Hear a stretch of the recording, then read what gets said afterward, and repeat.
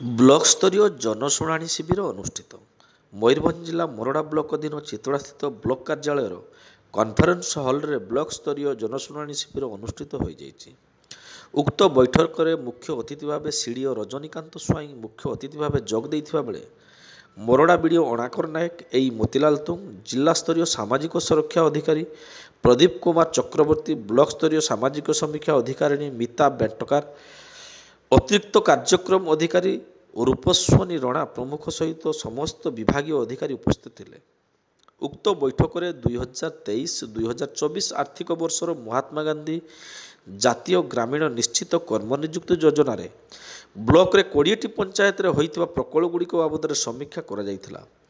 ତେବେ ଉକ୍ତ ଆର୍ଥିକ ବର୍ଷରେ 20ଟି ପଞ୍ଚାୟତ ମଧ୍ୟରୁ ଚିତ୍ରୋଡା, କୋହି, ହଳଦୀପାଳ, ଗଡ଼ିଆ ପଞ୍ଚାୟତରେ ଉକ୍ତ ଯୋଜନାରେ ବହୁ କମ୍ କାର୍ଯ୍ୟ ହୋଇଛି ବୋଲି ଜଣାପଡ଼ିଛି। ସେହିପରି ମୃତ୍ତିକା ସଂରକ୍ଷଣ ବିଭାଗ ଦ୍ୱାରା ଦୁର୍ଗାପୁର ପଞ୍ଚାୟତର ହୋଇଥିବା 2ଟି ପ୍ଲାଣ୍ଟେସନ ପ୍ରକଳ୍ପ 50% ଗଛ ଲଗାଯାଇ ନାହିଁ। ଏନେଇ ବିଭାଗୀୟ ଅଧିକାରୀଙ୍କୁ ସିଡିଓ ତାଗିଦ କରିଥିବାର ଦେଖିବାକୁ ମିଳିଛି। ବର୍ତ୍ତମାନ ମୋରଡ଼ା ବ୍ଲକରେ ମୋଟ 20,995 ଜଣ ଶ୍ରମିକ ଥିବାବେଳେ ମାତ୍ର 41 ଜଣ 100 ଦିନର କାର୍ଯ୍ୟ କରିଥିବାର ଉକ୍ତ ବୈଠକରେ ଜଣାପଡ଼ିଥିଲା।